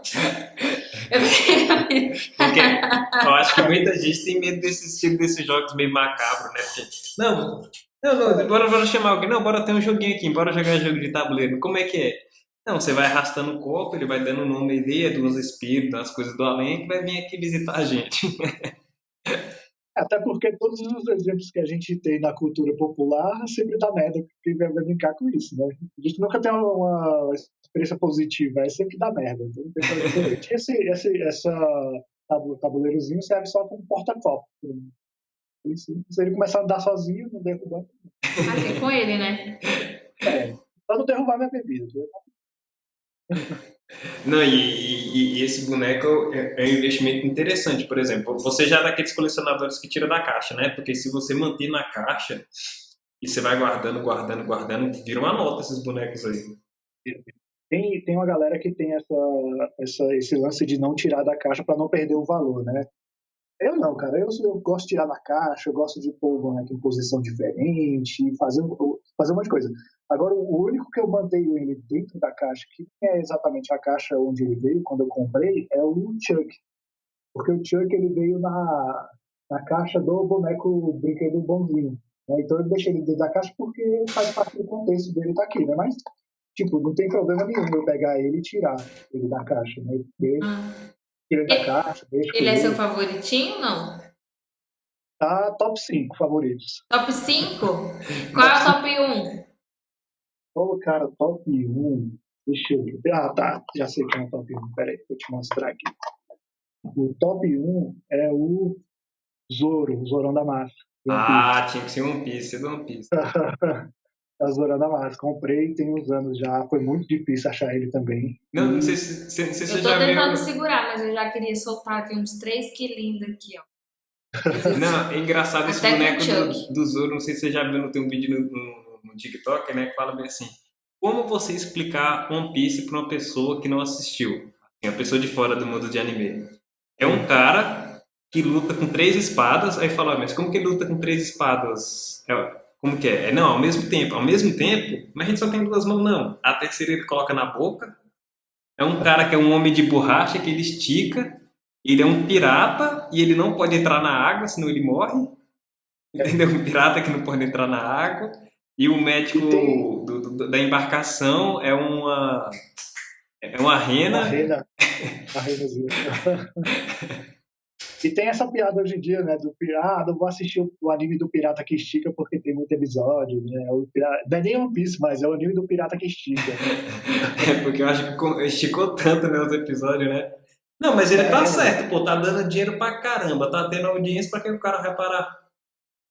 Cara, é tipo assim, pra mim que sou fã, eu acho que pra maioria que é fã também, quando você acompanha o One Piece, você chega nos episódios periódicos, né, semanais, quando você entende a história como um todo, você olha pra trás do que foi lançado. Se for você for olhar como questão de quantidade, realmente, porra, é coisa pra caralho. Mas se você for olhar como história contada, você olha pra trás, cara, é pouca coisa ainda tem muita coisa que falta contar. Então você fica com essa impressão de que não é tanto quanto parece que é. Entendeu? Para quem é fã, né? Para quem conhece a história, sabe o que tá acontecendo. Não, e ele foi esperto, ele pegou um enredo que dá margem pra você esticar, por exemplo. Pra caçar. A história principal é quem vai ser o pirata, que vai ser o senhor dos piratas, que vai achar um tesouro lá, escondido. Sim. Aí no meio dessa busca ele cria várias histórias. Então a história final ele não se prende com aquela história final. Por exemplo, Naruto, a essência da história é o Naruto querendo buscar o Sasuke para ser amigo dele da vida, tirar aquele lado sombrio do Sasuke. Então a história, se você esticar muito, ela fica meio sem sentido. Ele não, ele já colocou um ponto final que dá pra você colocar várias coisas no meio com tranquilidade. Você coloca, não, aí no meio ele vai estar lá, a luta dele treinando pra lutar com Barba Negra, tal, tal. Você consegue colocar divergência que as É, pessoas esquecem até o final, cara. O objetivo final é aquele dali. então, mas é aí que tá. É aí que tá o pulo do gato na história do One Piece. É por isso que eu acho o Oda um roteirista, um escritor genial. Porque, tipo assim, o tesouro One Piece, que é o objetivo do Luffy, né, de alcançar esse tesouro para virar o rei dos piratas, ele tá conectado com a história do mundo como um todo. Então, para você entender a história do mundo como um todo, você tem que ir passando de ilha em ilha, conhecendo a história da galera. Isso é um quebra-cabeça enorme que ele vai te fornecendo peças desse quebra-cabeça aos poucos, que você vai montando. ele vai construir esse caminho para quando você chegar no tesouro One Piece, quando você chegar nesse tesouro, você vai entender o que ele significa, porque você já conhece a história do mundo inteiro, já que foi a jornada do Luffy pelo mundo inteiro, entendeu? Tanto que recentemente, nos capítulos que saiu, antes desse capítulo, todo mundo achava que o tesouro podia ser ou a amizade de todo mundo, a jornada, ou o tesouro era realmente uma montanha de ouro e tudo mais. Mas um dos capítulos recentes que saiu, o roteirista, o Oda, ele deixou a entender que o Tesouro One Piece está diretamente conectado com a história do mundo, como um todo. Entendeu? Por isso, aí você começa a ter, pô, então tudo aquilo que ele contou, todas aquelas ilhas que ele passou, toda essa história que a gente já sabe, ela é importante. Ela não é só simplesmente jogada ali para encher linguiça, ela é importante. Só que assim, não tem como você explicar isso para uma pessoa que nunca assistiu, porque para a pessoa que nunca assistiu não vai fazer sentido, né? Mas para quem assiste faz, pô, total sentido. A história é muito bem construída e encaixada. Não, e foi uma baita sacada dele, eu acho que assim, o objetivo final. Por exemplo, o lado da Dragon Ball, se você for prestar atenção no objetivo proposto do Dragon Ball, às vezes não tem. É muito vago, por exemplo, o lado do Dragon Ball. Se você vê como objetivo. O objetivo é o Goku ficar cada vez mais forte, com a ajuda dos amigos, e destruir. Praticamente ele pegou o lado show incompleto e não teve propósito nenhum. Porque eu acho que o Dragon Ball, não sei se você tem se ele tem uma pegada de propósito, tem alguma essência, porque eu particularmente não sei, assim, fica meio vago o Dragon Ball. Dragon Ball é um caso que ficou assim, de vamos esticando, vai tacando coisa aí pra esticar. E foi indo. Porque assim, não sei pra você, mas pra mim a história de Dragon Ball, ela finaliza, ela fica bem fechadinha, bem amarradinha no final da saga do Freeza. Uhum. O Freeza é derrotado. Porque, tipo assim, você tem a construção lá desde o Dragon Ball clássico, o pequeno, Esferas do Dragão, Piccolo, galera toda. E aí foi chegando os Saiyajins, aí veio o Freeza. Tipo, o Freeza é o criador do universo, é o cara mais forte do universo e tal. E aí você tinha a lenda do Super Saiyajin, o Goku vira o Super Saiyajin e tal. Então, quando você finalizou aqui, pô, você tem a história do Dragon Ball fechadinha, completa. Desde o nascimento do Goku até ele se tornar o Saiyajin lendário, que é o Super Saiyajin. Mas aí depois disso foi cagando no pau, né? Trouxe Android, aí trouxe Majin Buu, aí trouxe não sei o quê. Eu gosto desses arcos, né? Pô, tem as lutas fodas e tal, mas por questão de roteiro do Dragon Ball, pra mim ele é até o Freeza ali. Dali pra frente é filler, entendeu? Tacaram um monte de filler dali pra frente. Eu concordo. Principalmente o Dragon Ball Super que tá saindo agora. Porque o Dragon Ball Super é muito qualquer coisa. Tá com o Goku ali de cabelo rosa, tá com o Goku de cabelo azul e foda-se, vai indo embora com isso. Não, que o enredo parece que é assim, por exemplo, né? O Goku pega um cara difícil, ele treina, aí ele começa a ficar mais forte, uma luta antes o Vegeta se sacrifica um pouco, ou então os dois se juntam, luta e o inimigo parece que vira fraco demais. Eu acho que fechou, foi que nem você viu, eu acho que eles viram que deu muito dinheiro e falou, opa, não bora encerrar aqui não. Bora continuar, pegamos a receita que deu certo e foda-se. A gente tem um fã-clube aqui e vai indo. Deu certo, pô, tá entrando dinheiro, vai. E essa é uma armadilha muito foda, porque, tipo assim, eu não sei se você sabe disso, mas o final da saga Cell era pro Goku ele morrer e o Dragon Ball, a partir daí, ser protagonizado pelo Gohan, que é o filho dele, né? A partir daí seria a história do Gohan, não mais do Goku. O Goku morreu, acabou, já era. Só que o Goku é um cara que rende muito dinheiro. E a galera rende dinheiro pra caralho. E aí veio a saga do Majin Buu, a galera falou, opa, Goku não pode estar morto, vamos trazer Goku de volta. E trouxe Goku de volta, vamos tacar Goku aí até o final da porra da hora, entendeu? Aí é foda, porque você não dá desenvolvimento pra outros personagens, porque Dragon Ball, Goku é que derrota todo mundo. Os inimigos mais fortes é ele que derrota. Você não tem desenvolvimento do Piccolo, do Tenshinhan, do Kuririn, eles não derrotam mais ninguém. Pra que eles estão lá na história? Eles não vão fazer nada. Isso é a diferença de Dragon Ball pra Naruto, é essa. Parece que Dragon Ball praticamente resume o Goku e um pouquinho, quem tem um pouquinho mais ou menos é o resto, praticamente nenhum, porque no início da história o Piccolo era fodástico, não era? O Piccolo é um puta vilão, eu achava virado o Piccolo como vilão. Era muito bom. E aí, assim, eu gosto da relação dele com o Gohan, aquela relação de pai e filho que ele tem com o Gohan, eu gosto pra caralho. Né? Mas é isso, ele saiu de um vilão sinistraço, aí virou Deus do mundo da Dragon Ball e aí depois virou o padrasto do Gohan. Aí, o título dele o poder da amizade. É igual o Naruto. O Orochimaru, por exemplo, se fosse trazer pra realidade hoje, o Orochimaru era para ser um bandido da pior espécie, pegar perpétua, sei lá. Pena de morte é alguma coisa assim. O cara ajudou a provocar uma guerra, matou não sei quantas pessoas, usava o corpo dos outros pra usar nele, pra viver eternamente. Aí o Naruto usa o poder da amizade e o Orochimaru vira uma pessoa boa. O Naruto tem muita questão do discurso, né? Ele vence a galera com o discurso. Naruto, eu acho que Você se ele fosse um político, ia ganhar todas. já tinha ganhado, velho. Eu já sofri que nem você também. E, pô, não sei o quê. E aí a galera, pô, realmente você é sofrido, a gente vai ser amigo agora. Isso mesmo. É o poder do discurso. Mas eu acho que é por isso que eu gostei, acho que é por isso que Naruto foi o único que eu gostei de, como mulher, assistir até continuar assistindo, né? Porque, por exemplo, Dragon Ball, desculpa, mas eu achava um porre. Todo mundo na escola só falava Dragon Ball, Dragon Ball, Dragon Ball. Até as meninas adoravam, mas eu não suportava aqueles bonequinhos rosa. Não, mas o Naruto tem uma pegada diferente. Se você for prestar atenção, ele tem um público feminino muito grande, Naruto. Sim, Ele trouxe, dos animes que tem aí, ele trouxe um público feminino muito grande. Na minha época de escola, as meninas da escola gostavam muito de assistir Naruto.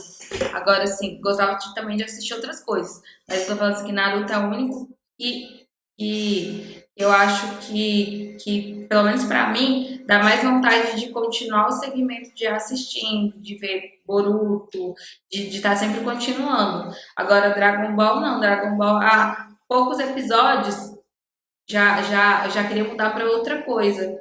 É porque Agora, eu não sei se o Henrique sabe disso, mas Dragon Ball já tá tão qualquer coisa, tão tipo, foda-se. E o novo arco que vai sair agora do Dragon Ball Super no mangá, o nome do vilão é Granola. Não é uma piada, não é uma piada, é sério. O nome do novo vilão do Dragon Ball agora que vai sair no mangá é Granola. Porra, cara, velho, é muito qualquer coisa. Esse Então Super vou ele já assistir chega porque granola é saudável. Esse Super eu não cheguei já a acompanhar o do Super aí não. Mas é, por exemplo, alguns pegam a receita, por exemplo, até os Vingadores foi nessa pegada assim. Os Vingadores eles acharam a receita do seriado e eles continuaram na receita.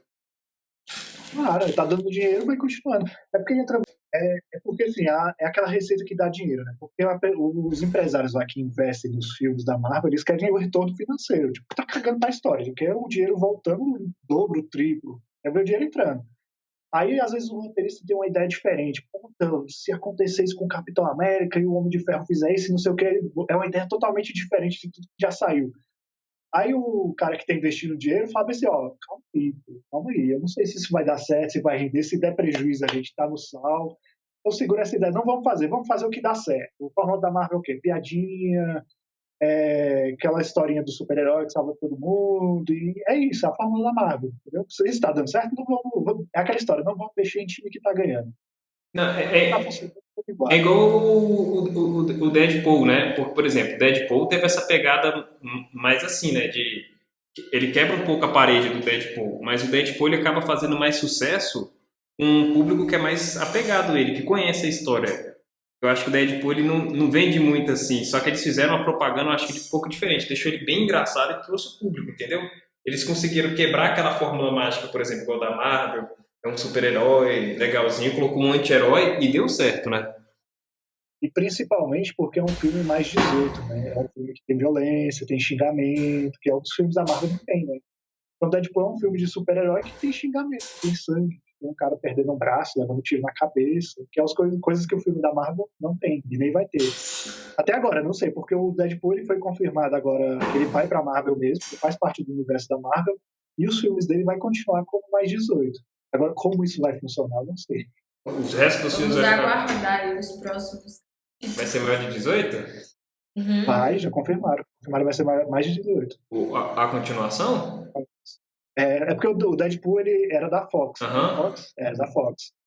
E não fazia parte do universo da Marvel, era totalmente separado. Agora não, agora ele foi pro universo da Marvel. Ele faz parte lá do Capitão América, Thor, o Guardião das Galáxias, é do mesmo mundo agora.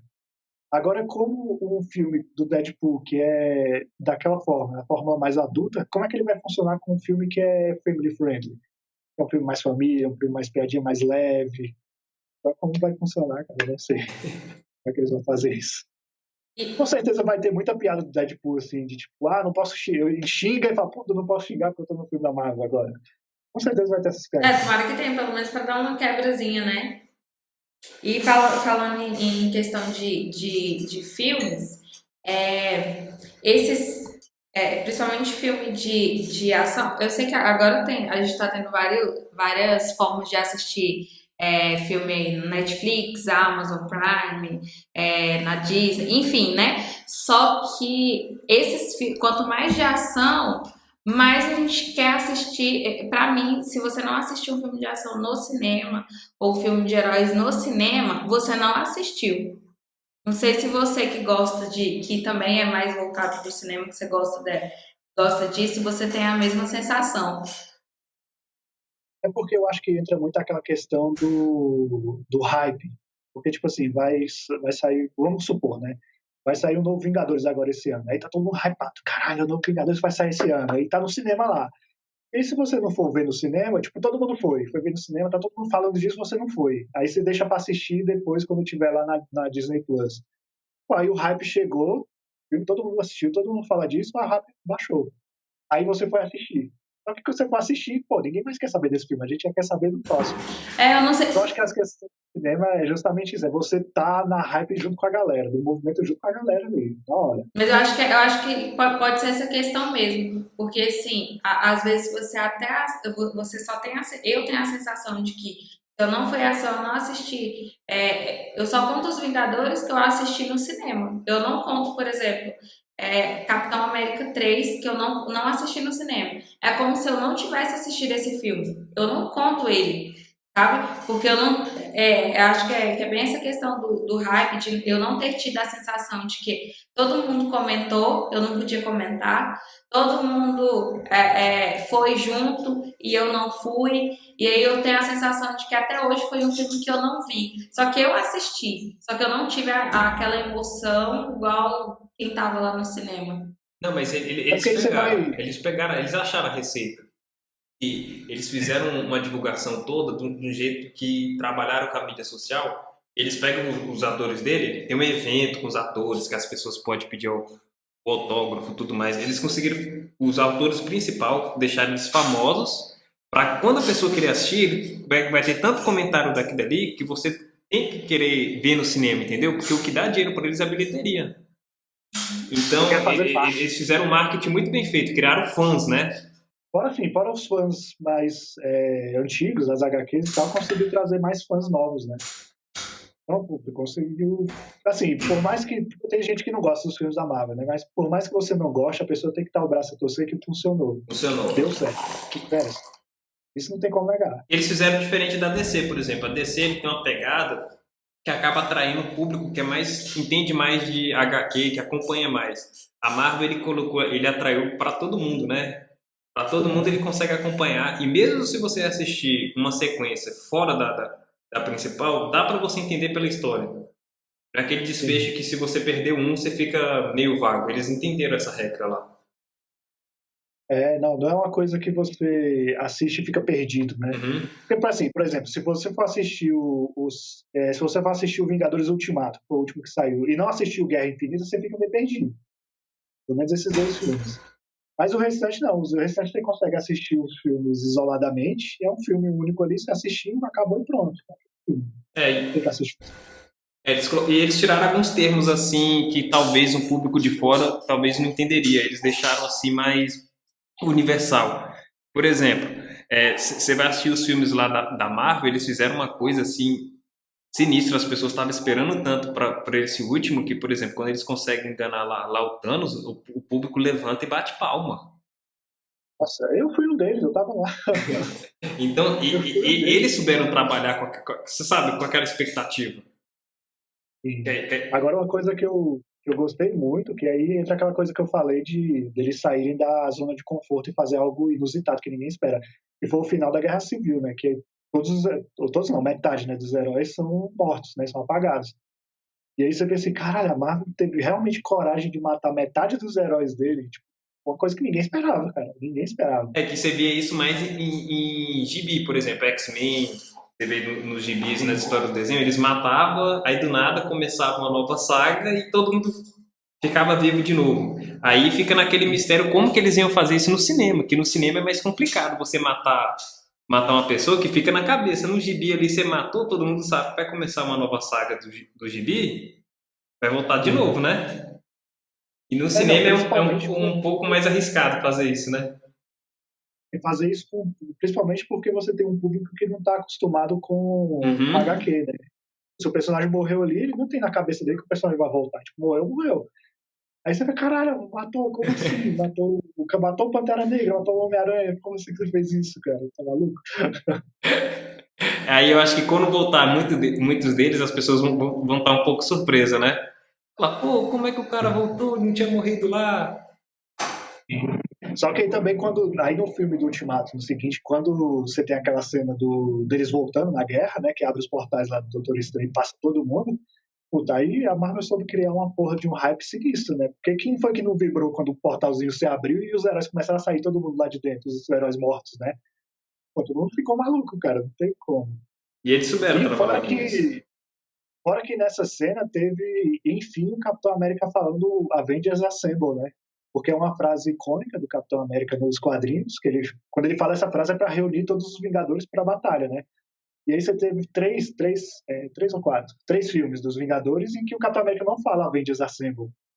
Ah, pô, o filme do Vingador não tem um Avengers Assemble? Como assim? Aí, puta, o último filme, naquela cena mais hypada, que todos os heróis voltam, ele fala Avengers Assemble. Puta, a gente tava esperando 10 anos por isso, e ele finalmente falou, cara. Não, e eles sabem trabalhar essa parte, porque, por exemplo, quem acompanha e quem é fã, ele sabe as coisinhas que estão faltando, né? E quando eles soltam uma frase dessa pequena, por mais que seja pequena no meio da saga toda, o fã ele vibra muito. Então ele sabe trabalhar com isso aí, com a expectativa do cara, esperando aquela frase toda. Eles souberam trabalhar bem. Eu acho que a DC a gente tinha que aprender um pouco mais com a Marvel nesse sentido, de vender bilheteria, assim. É porque o que acontece? A Marvel ela teve uma cabeça organizando tudo, ali os filmes, né? Cada filme teve o seu diretor diferente, mas você teve uma pessoa criativa que conseguiu organizar tudo ali. Então, foi uma coisa que deu certo.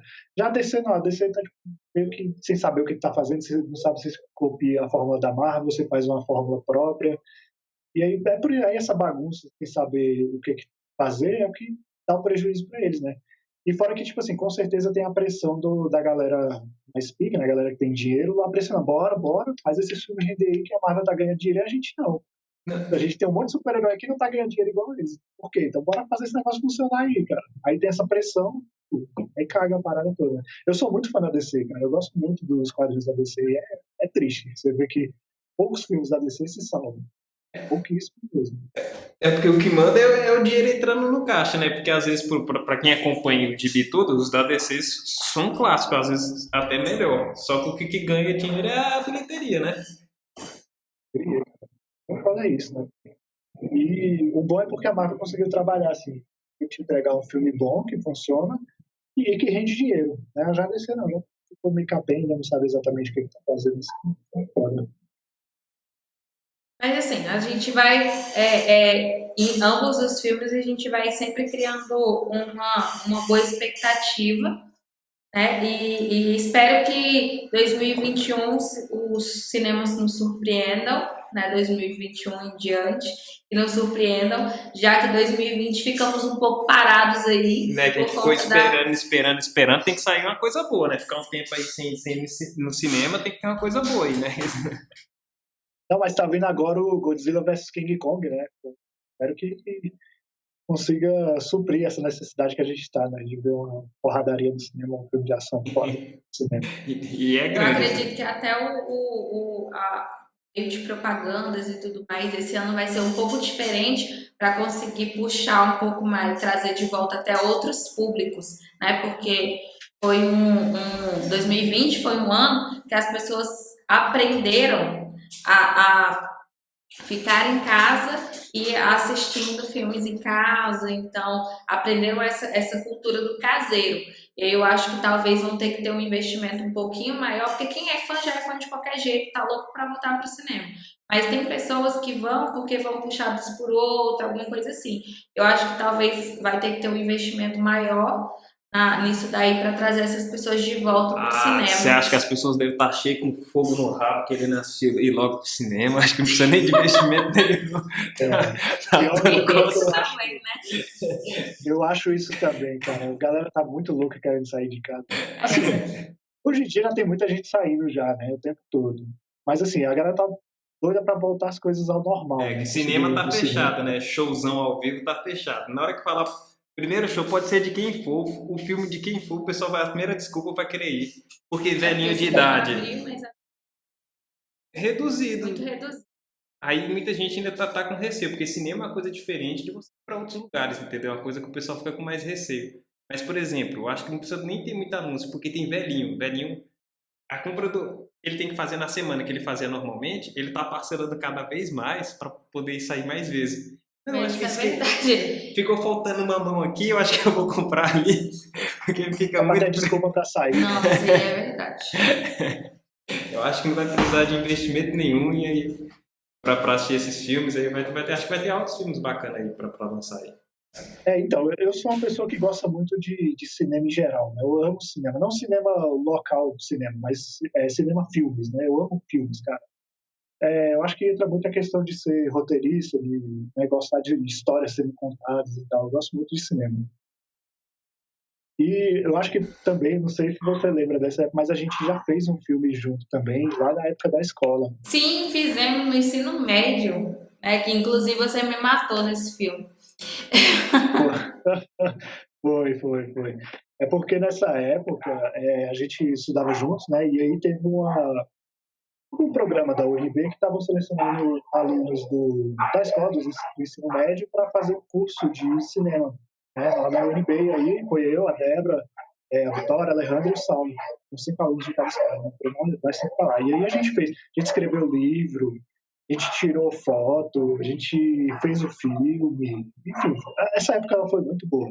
Sim, eu lembro que a técnica de fotografia que a gente aprendeu era aquela técnica pinhole, que era tirar foto na latinha, né? Que era foto preto e branco. Aí tinha todo aquele esquema de aprender a revelar e tal, né? Acho que você lembra disso, que a gente sofria para tirar foto na latinha, mas deu certo.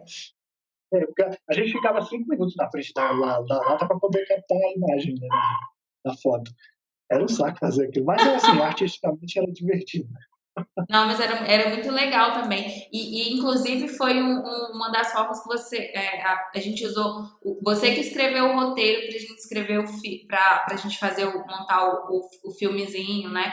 Você que escreveu também o livro, que a gente tinha que escrever um livro. Sim. É porque cada cidade deveria fazer uma tinha filme, tinha livro, e aí cada cidade tinha que fazer específico sobre a sua cidade, né? Então eu, a Débora e os meninos, a gente tinha que fazer sobre Samambaia.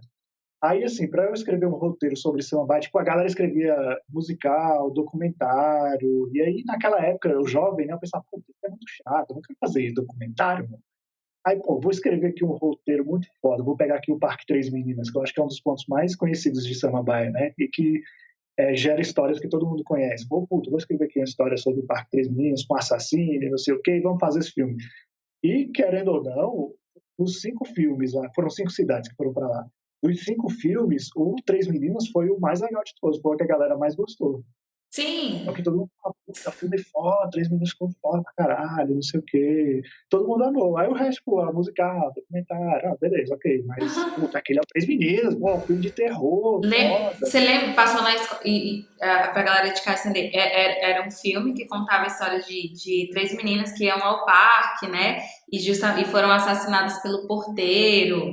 Então, assim, foi uma história muito legal. Foi E, porque o que pegava assim? Porque a história do Parque Três Meninos é que ele era uma chácara, que aí tinha o dono e aí ele tinha 3 filhas, tanto que ele construiu as 3 casinhas para as 3 filhas dele lá.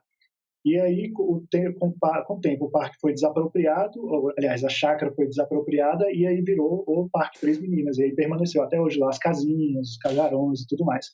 E aí geraram, né, como todo lugar assim, geraram lendas, né, que diziam que tinha os fantasmas das meninas que estavam lá, que tinha um assassino e não sei o quê. Só que assim, não tinha fantasma porque as meninas estão vivas até hoje, já são senhoras já.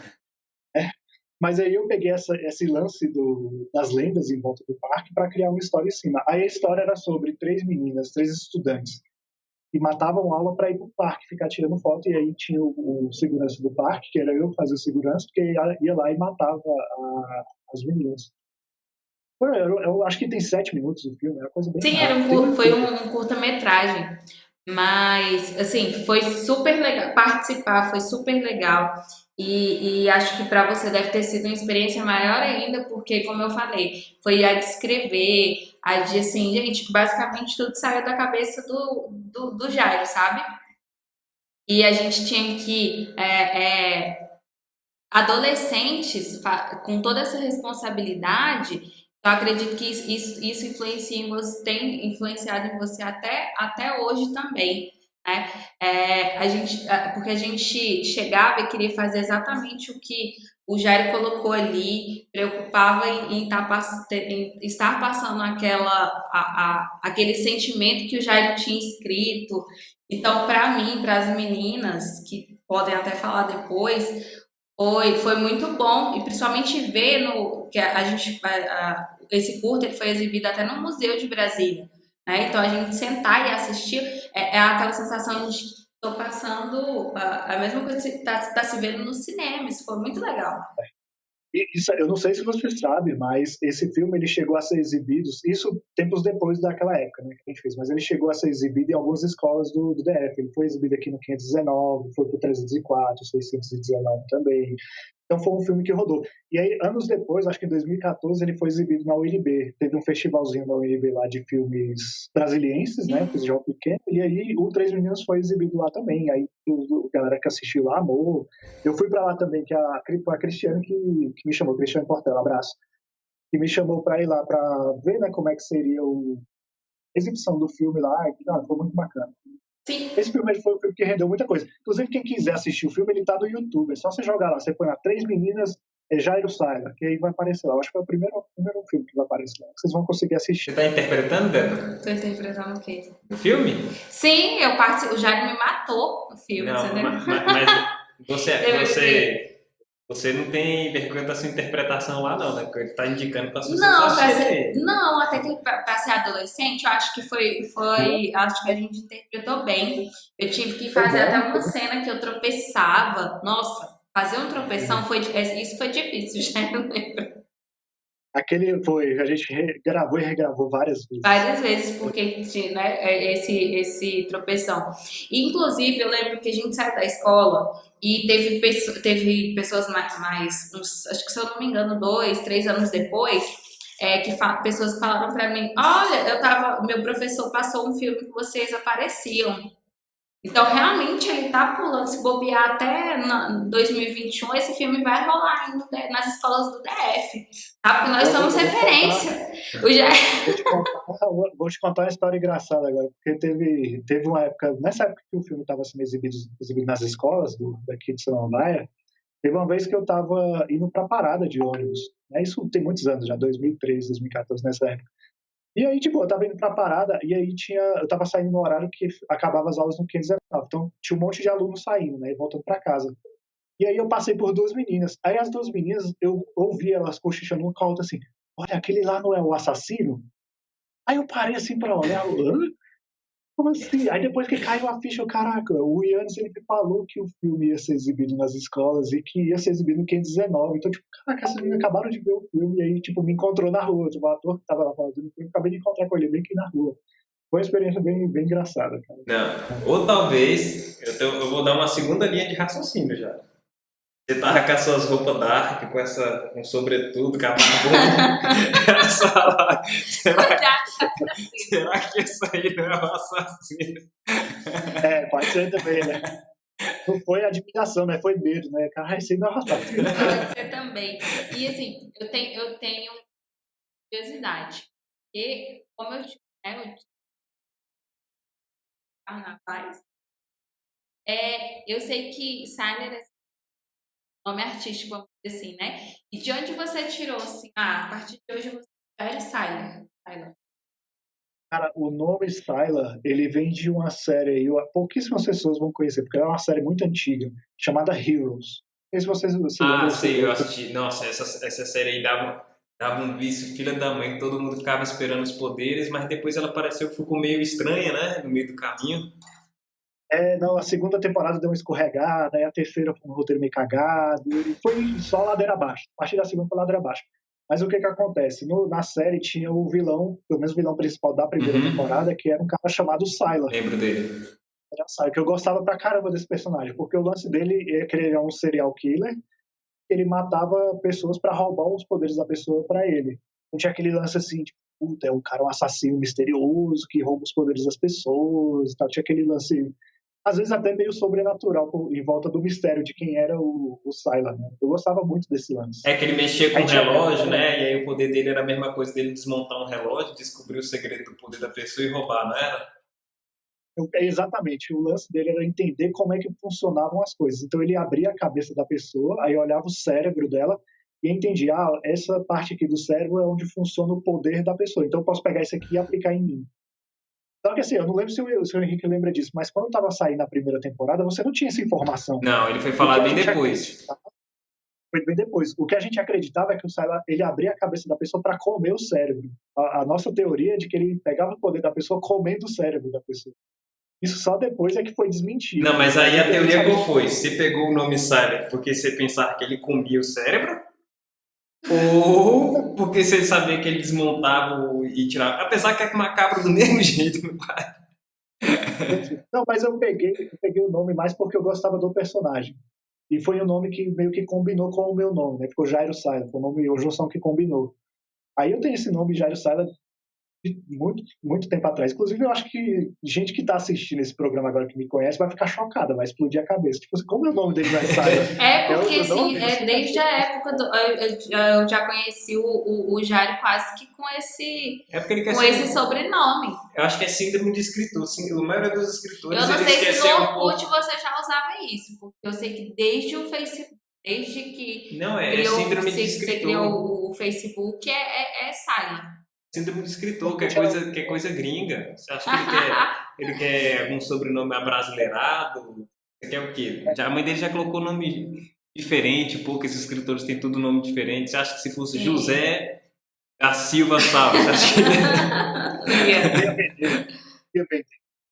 Mas o lance é porque, tipo, eu coloquei o nome mais porque eu gostava do personagem mesmo. Inclusive, a namorada do Juan, que é o meu amigo que a gente abriu a editora juntos, ela é uma das pessoas que acreditava que o meu sobrenome era Sylar, acreditava piamente. Aí, como a gente abriu a editora, né, teve aquela questão jurídica, você tem a documentação da pessoa, com o nome certinho e tal.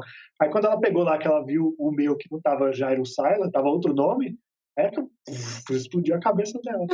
O Jairo não é Sylar, como assim? Algumas pessoas estarão bugando agora. Acho que o Jairo, até quando ele for casar com alguma mina, ela vai saber o nome dele de verdade, só se for na hora do cartório, no dia do casamento. Ele não vai falar. Capaz, porque antes disse que acontecia, né? Que tinha pessoas que eram mais conhecidas pelo apelido, isso há muitos anos. E aí, na hora de casar, que o padre falava o nome, né? E todo mundo ficava meio chocado. Olha, meu tio mesmo, pouca gente sabe o nome dele. É Marcinho, todo mundo chama de Marcinho. Ninguém sabe que o nome dele é Alcebiades. É um pouco diferente, né? Vai ficar chateada, beleza. Olha, eu vou te falar que eu tenho muito amigo que eu só sei o apelido da pessoa, não sei o nome da pessoa. Não é que eu não consigo chamar pelo nome, é porque realmente eu não sei o nome da pessoa, eu sei o apelido dela. E é amigo íntimo, assim, amigo próximo. Você tá vendo isso, me desculpa, mas... Não, falar de nome assim, eu tenho a história do amigo meu, o apelido dele é Madruguinha, né? Madruga. Aí o pessoal tudo chamando ele de Madruga, o amigo meu falou assim, pô, você que chama ele de Madruga, e vocês, eu quero saber qual de vocês que sabe o nome dele de verdade. Você não sabe o nome dele de verdade. O nome dele é Alexandre, né? E esse meu amigo puxou a banca pra todo mundo e ele falou assim, o nome dele de verdade é Paulo, né? Não Paulo. Aí todo mundo riu, porque pensou que era o quê? Algumas pessoas que sabiam que era uma piada. Ele, é mesmo. Aí os outros, nossa, seu nome é Paulo? Aí ele falou, não tô dizendo. Aí fez sentido, né? Não tô dizendo porque os outros perguntaram, é Paulo mesmo nome? Aí ele, é Paulo. Aí o Alexandre pegou, né, com o Madruga e falou assim, não, Haroldo, acabou a graça, já pode falar meu nome aí pro pessoal. E graça o quê, Paulo? Aí ele, não, Haroldo, qual é o meu nome? Aí ele virou pra mim, não é Paulo, não. Isso que os caras já se conheciam uns 4, 5 anos. Aí eu falei, não, é Alexandre. Aí ficou um clima muito sem graça, que ele puxou a banca para dar sermão nos caras e nem ele sabia o nome. É foda. Eu acho que tem gente que às vezes nem gosta, né, de ser chamado pelo nome verdadeiro, prefere mais o apelido do que o nome. É. Tem muita gente que faz isso também. E tem uns nomes meio esquisitos. E agora, É. como eu aprendi a falar o seu nome, né? Até o final do Joy, eu sabia que eu ia falar certinho. Então, gostaria de agradecer aqui a sua presença, né, no nosso podcast. Nós vamos deixar aqui as redes sociais do Jairo aqui na descrição do vídeo. Então, entrem lá, vai ter as informações sobre o pré-lançamento do livro dele, da editora, né? Então, nós vamos deixar aqui embaixo. Vai falar com a galera aqui. Bom, eu queria agradecer a oportunidade de estar aqui, foi muito divertido mesmo gravar esse programa com vocês. Quando a Débora me chamou, eu fiquei bem surpreso. Assim, vamos gravar um podcast junto. Puta, que foda, mano. Vamos gravar um podcast. Vamos lá, velho. Vamos lá, pô. E foi divertido, foi bem o que eu esperava mesmo. Eu gostei bastante, agradeço. E deixo aí um abração pra galera, né? A galera que gostou, quem gostou de mim, me segue lá no Instagram, que eu tô postando as novidades lá. E sigo também o Instagram da minha editora, da editora Ronin, que a gente vai estar postando novidades lá sempre também. Então, com isso nós encerramos o nosso Join Podcast. Um abraço aí para nossa legião e até o próximo programa. Até a próxima.